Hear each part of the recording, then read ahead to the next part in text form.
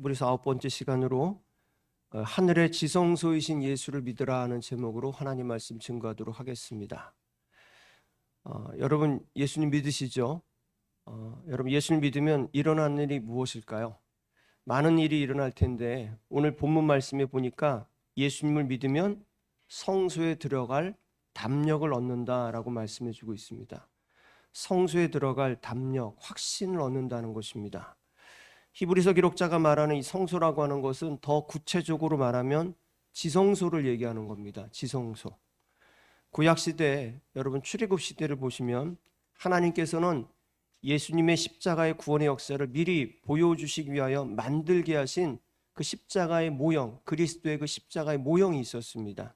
그것이 뭐냐면 성막이라고 하는 것입니다. 성막.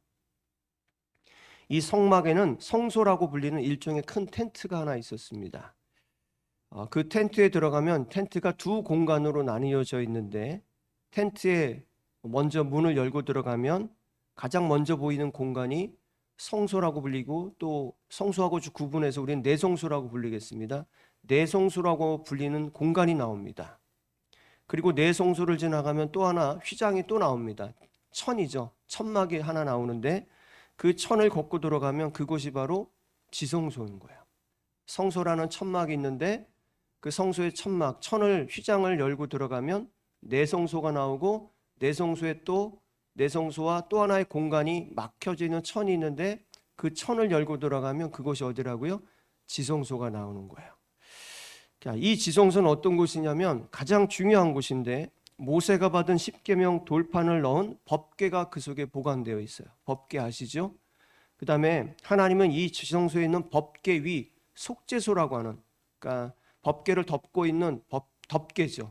속죄소라고 하고 속죄판이라고 불리는 곳에서 이스라엘 백성들에게 임재하셨어요.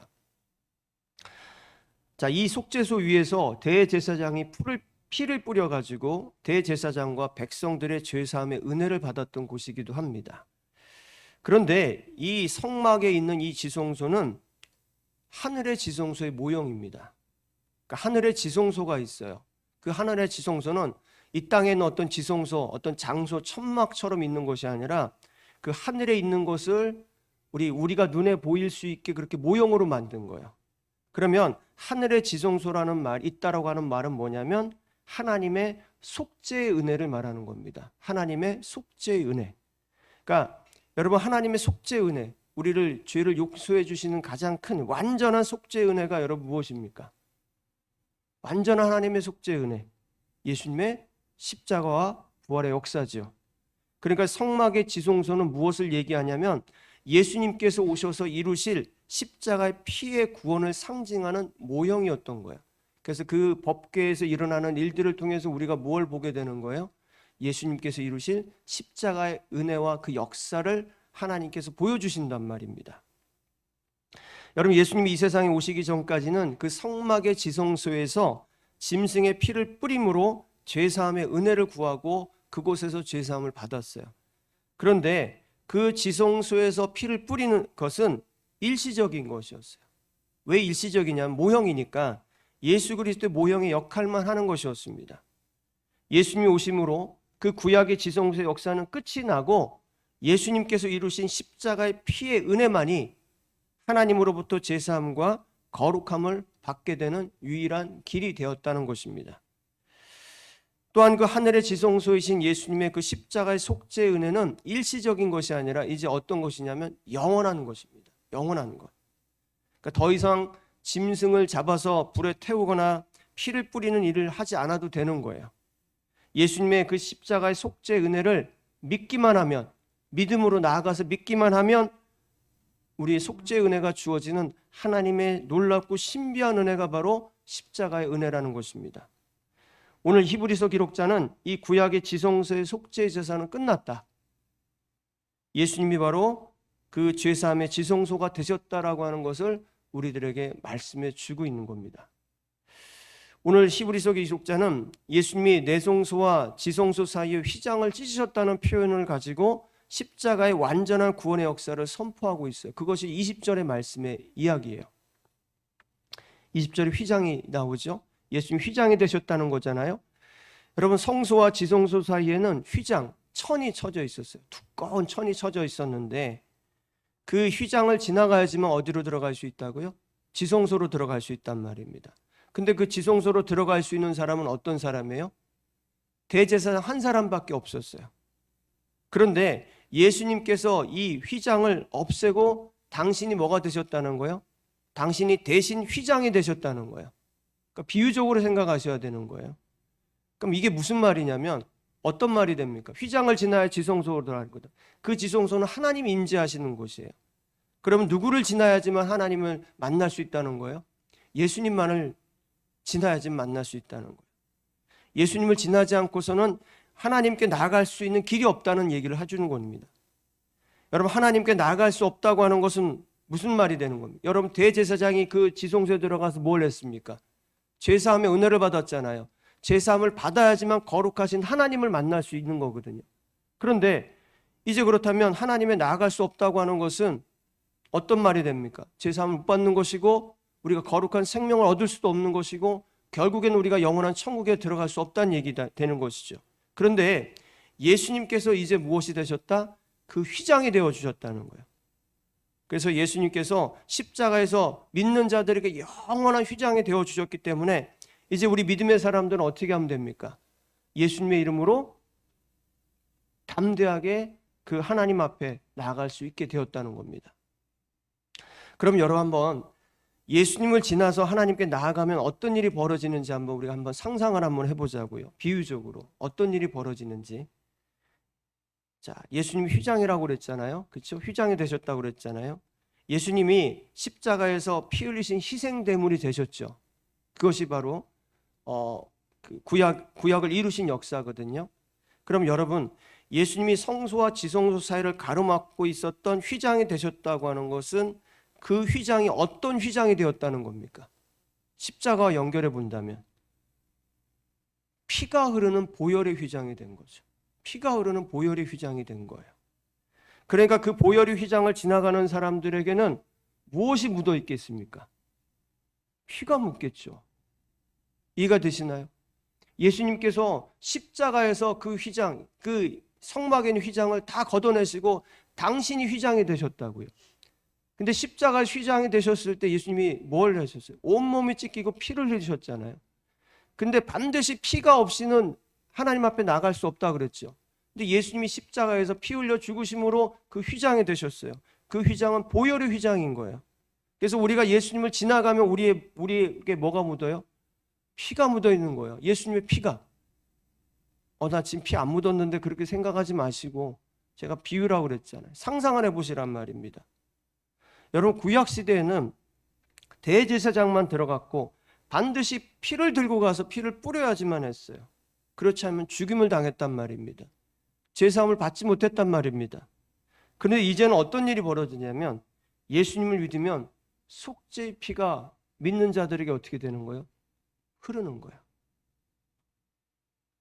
여러분, 속죄의 피가 묻으니까 담대하게 하나님께 우리가 나갈 수 있는 거예요. 여러분, 지금 여러분이 담대하게 지금 예배 시간에 나왔잖아요. 여러분, 정말 담대한 믿음 가지고 계신 거예요. 어찌 감히 우리가 거룩하신 하나님 앞에 예배 드릴 수가 있어요. 그런데 우리가 예배 드릴 수 있는 이유가 뭐냐면 예수님의 이름으로 회개하고 그 회개할 때 예수님의 속죄의 피가 여러분 가운데 흐르는 거예요. 그래서 그 피로 말미암아 우리가 예수님 앞에 나아가는 거예요.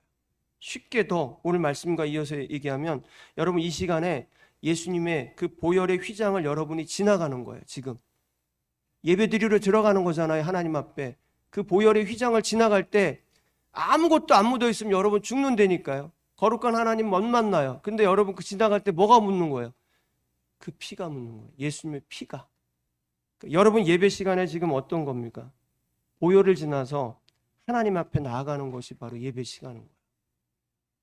여러분, 보이지 않지만 지금 여러분 가운데는 예수님의 피가 흐르고 있는 거예요. 피가 묻어 있는 거예요, 지금. 여러분, 영원한 속죄의 보혈의 역사가 예수님을 통하여 이루어졌잖아요.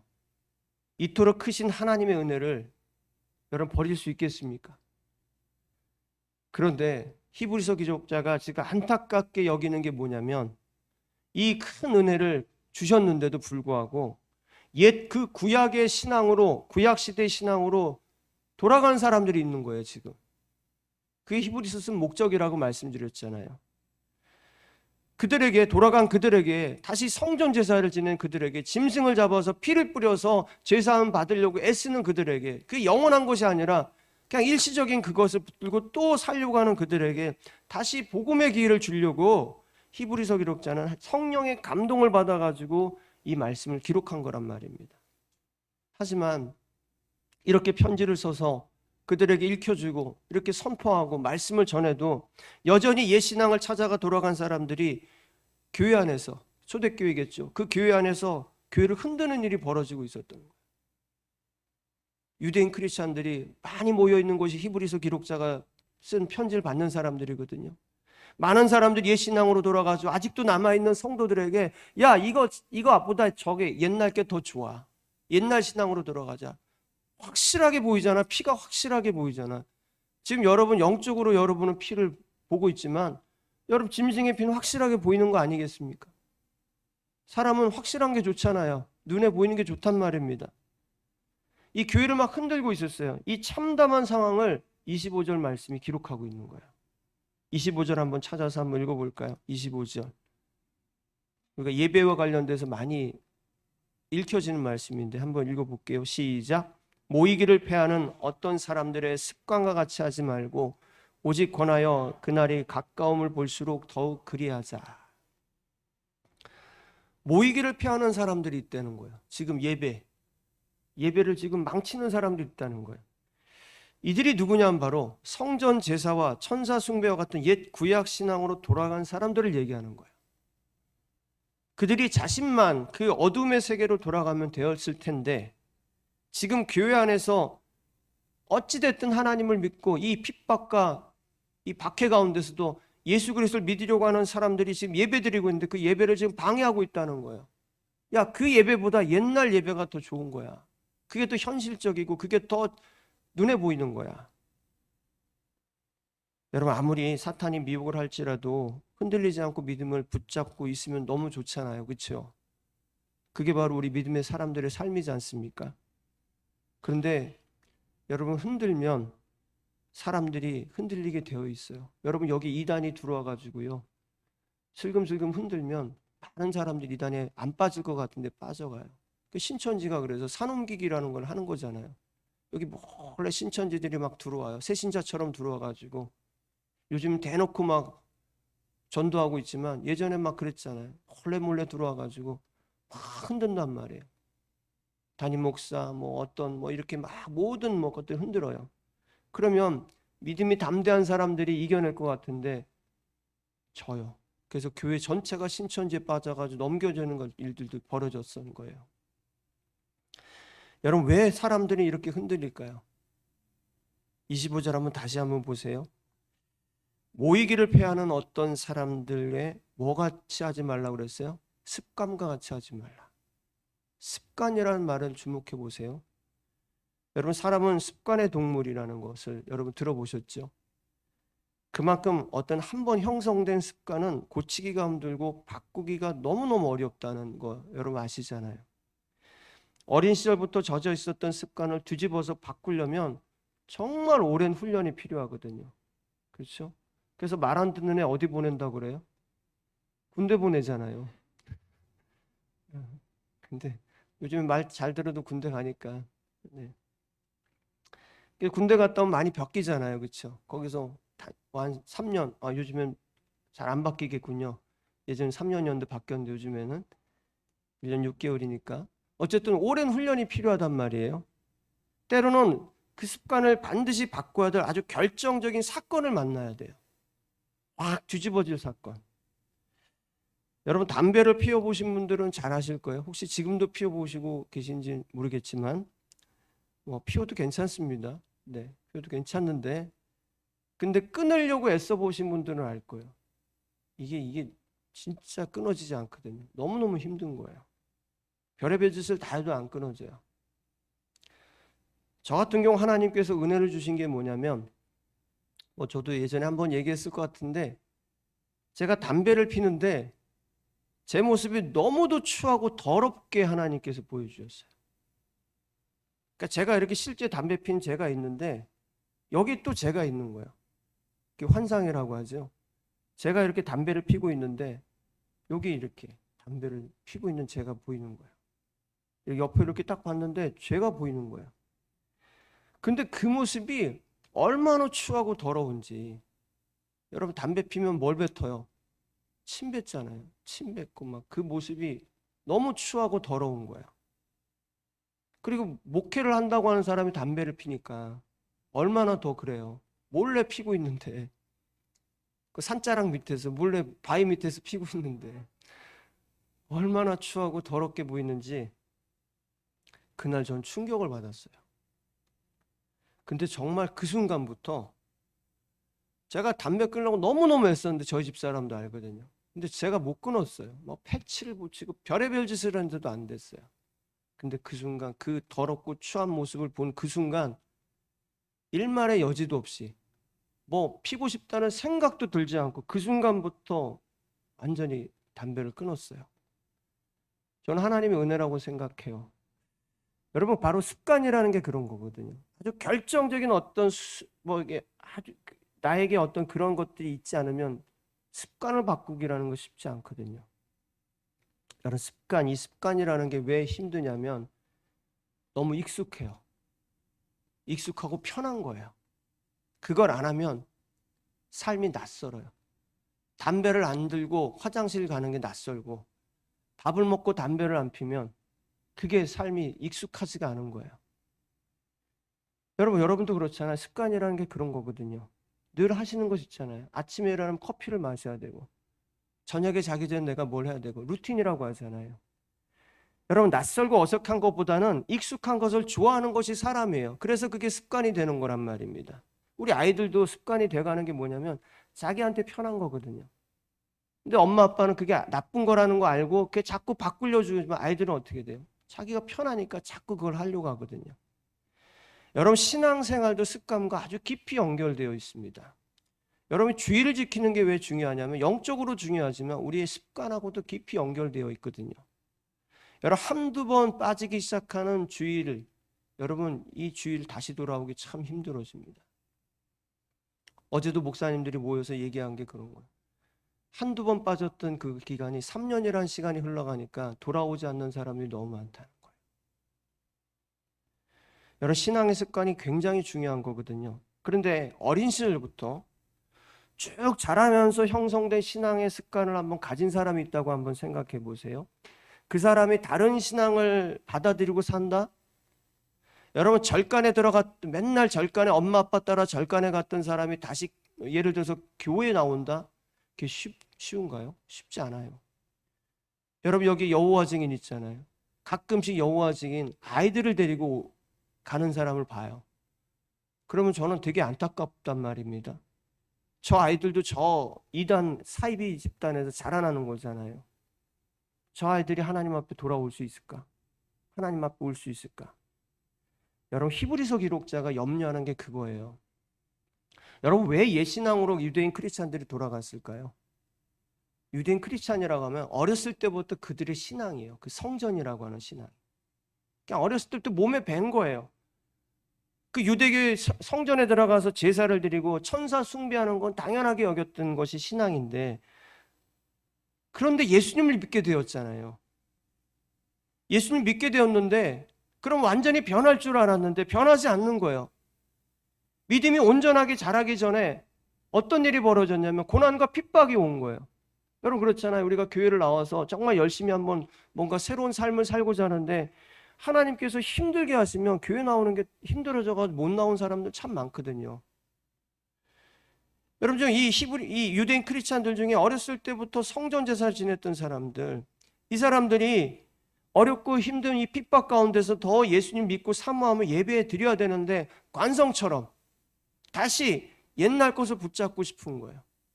유대교 신앙으로 돌아가고 있는 거죠 지금. 돌아가서 아니하는 거예요. 자기 스스로 합리화시키는 거죠. 아, 내가 예수님을 믿나? 하나님을 성전 제사를 지면서 하나님을 믿나? 똑같이 하나님 믿는 거면 똑같은 거 아니야? 똑같은 하나님 아니야? 이런 생각들이 드는 거죠. 신천지 가서 내가 이만희 보고 교주를 섬기면서 하나님을 믿나? 내가 교회에서 예수를 믿나? 신천지에 있는 애들이 그럴 거예요. 다 그러고 있을 거란 말입니다. 똑같은 거 아니야?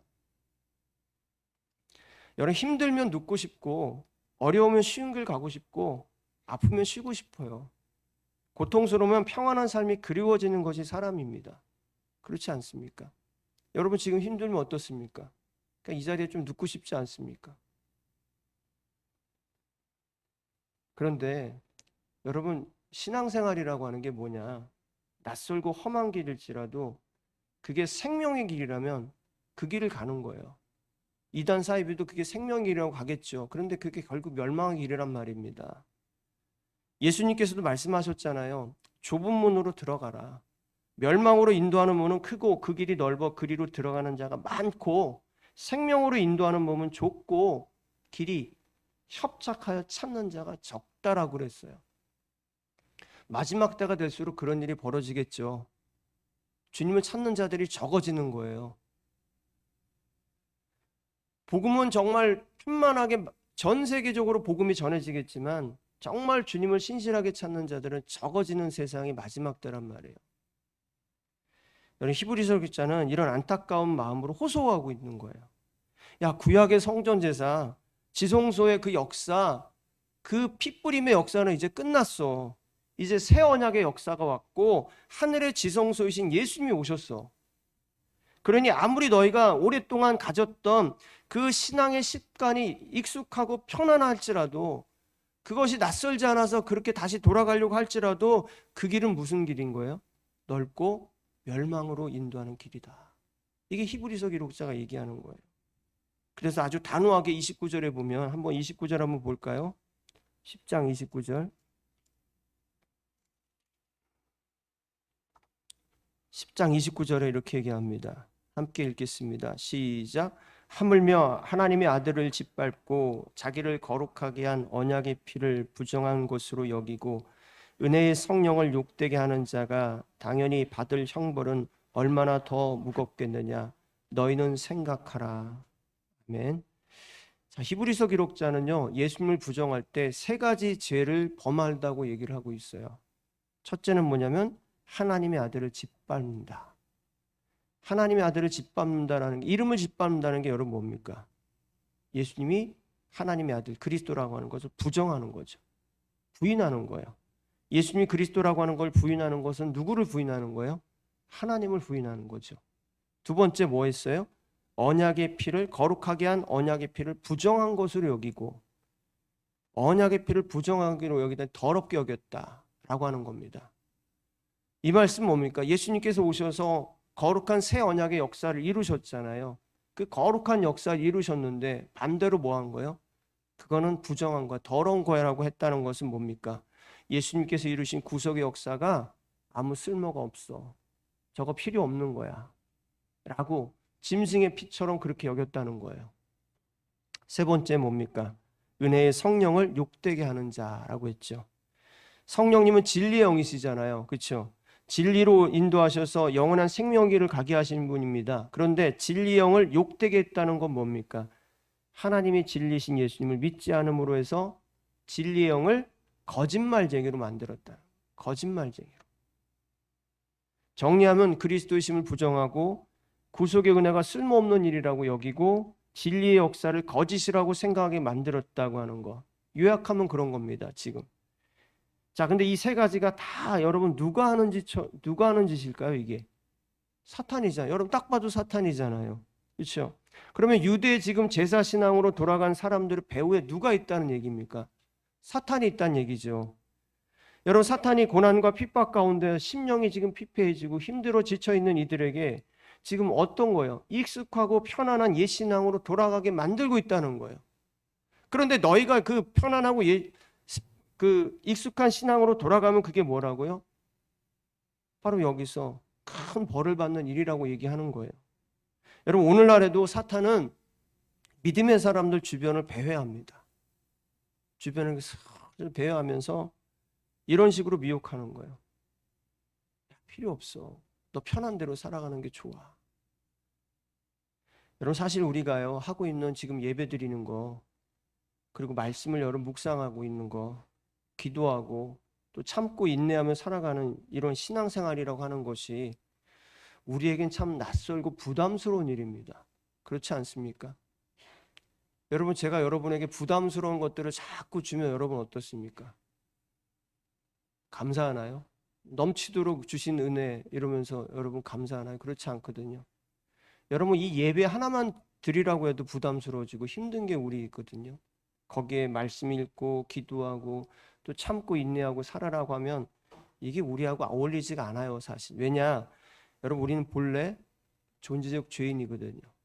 하나님과는 연결되어 있지가 않는 존재인데, 그 인간이, 존재적 죄인인 인간이 하나님을 찾고 구하고 소망하고 예배한다는 삶을 산다고 하는 자체가 혁명이죠.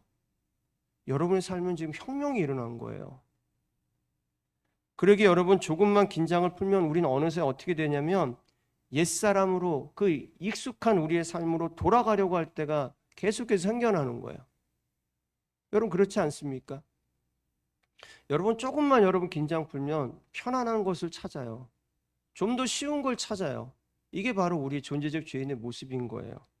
내 영혼이 바라봐야 될 삶보다는 내 육신의 삶을 따라가는 거죠. 내 육신의 삶을, 욕심을 따라가는 삶을 이기고 어떻게 하면 예수님을 바라보는 믿음의 삶을 유지할 수 있을까? 이 부분을 정리하면서 오늘 말씀을 마치도록 하겠습니다. 여러분, 주일날 교회에 오는 것보다 집에서 편안하게 쉬는 것이 더 일주일을 위한 충전의 시간이 되지 않겠느냐 생각하실 때 있지 않았습니까? 저도 많거든요. 아침에 일어나면 교회 가기 싫다고 하지만 당신은 목사니까 가야 된다고 하는 소리에 저 온단 말입니다. 그렇죠? 여러분도 그렇지 않습니까? 왜 꼭 굳이 교회고 예수를 믿어야 해? 뭐 이런 질문 여러분 스스로 해보신 적 있을 거예요. 왜 그럴 때 언제 그런 질문합니까? 힘들 때, 뭔가 불편할 때, 교회 가기 좀 귀찮을 때. 우리 아이들 그런 질문 엄청 많이 할걸요. 왜? 굳이? 꼭? 이러면서 엄마만 갔다 오면 되지. 엄마가 갔다 와서 나 기도해 주면 되지. 뭐 이러는 거죠. 여러분, 영혼이 갈망하는 것보다 육신이 갈망하는 것에 더 끌려가는 삶을 어떻게 하면 주 하나님이 기뻐하는 삶을 바꿀 수 있을까? 히브리서 기자는 정답을 딱 한 가지 얘기합니다. 뭘까요? 믿음밖에 없다는 거예요. 또 저 소리. 근데 이 소리밖에 할 게 없어요. 여러분, 10장 39절 한번 볼게요. 10장 39절 한번 읽어볼까요? 원래 39절까지 읽어야 되는데 우리가 안 읽고 그 중간 부분 읽었으니까 39절입니다. 시작. 우리는 뒤로 물러가 멸망할 자가 아니요 오직 구원을 원함에 이르는 믿음을 가진 자니라. 아멘. 여러분, 예수님 믿지 않는 삶으로 물러나면 결국엔 뭐라는 거예요? 멸망할 자다. 여러분, 예수님 믿으십니까? 그럼 여러분 어떤 자라는 거예요? 구원의 은혜를 받은 믿음을 가진 자라는 거죠.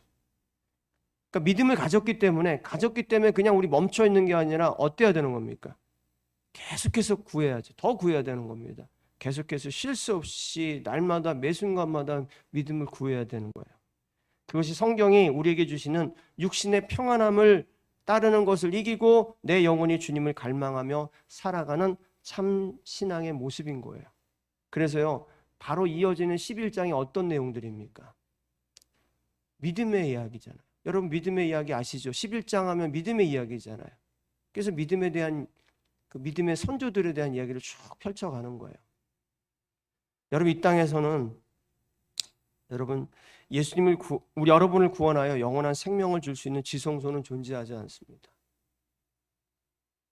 여러분이 육신은 편안하게 해줄지언정, 이 땅에 있는 것들이 편안하게 해줄지언정 여러분의 영혼은 멸망의 길로 갈 수밖에 없습니다.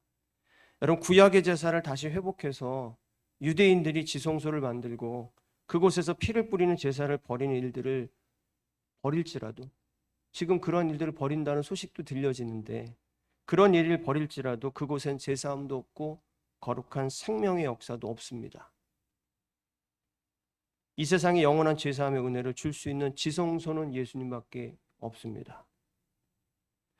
예수님만을 영원한 하늘의 지성소로 예배하며 악한 사탄의 권세를 이기며 살아가는 신실한 예배자들이 되시기를 주님의 이름으로 간절히 축원합니다.